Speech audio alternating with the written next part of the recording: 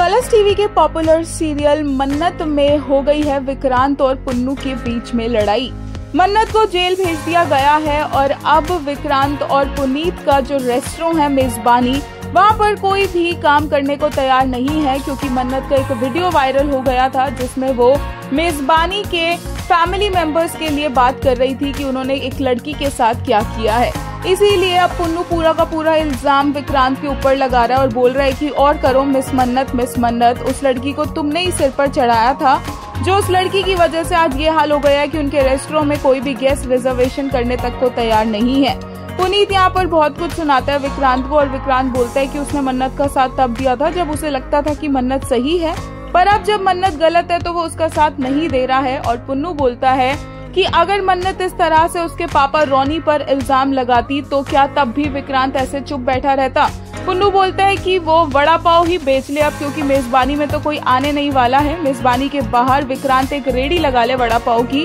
कम से कम वो तो चलेगी। जैसे ही विक्रांत के पापा के बारे में पुन्नू बोलता है, विक्रांत को भी गुस्सा आ जाता है और वो पुन्नू का कॉलर पकड़ लेता है और दोनों लड़ने लग जाते हैं और एक दूसरे पर इल्जाम लगाते हैं। तभी बीच में नाटक करने के लिए ऐश्वर्या आ जाती है, उन दोनों को अलग करती है और बोलती है कि स्टाफ देख रहा है तुम दोनों कैसे बिहेव कर रहे हो। और ऐश्वर्या को तो मौका मिल जाता है विक्रांत के सामने एक बार फिर से